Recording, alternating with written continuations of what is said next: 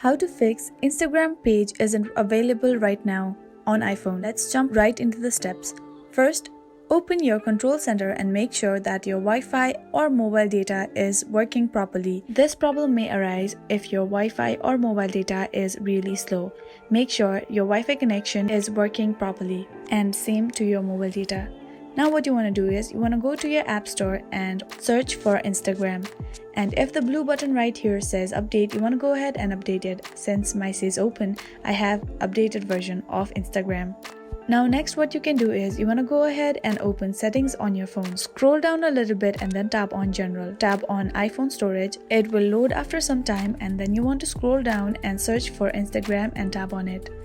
As you do that, you will enter to the screen where you want to offload the app by tapping on offload. After that, you need to go back and then you want to tap on background app refresh. Make sure the toggle button for Instagram is turned on, and that might help you solve the problem of fixed Instagram page isn't available right now. I really hope this video helped you out. Thank you so much for watching till the very end.